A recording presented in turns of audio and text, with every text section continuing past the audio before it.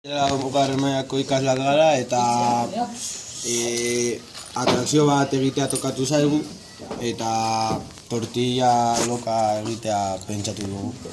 Guk erabili dugun materiala izan da polispana, kartoia, egurra, kable elektrikoak, pikase plaka eta leda eta resistentzia. Eta txirrina eta gero behan dagoen motorra.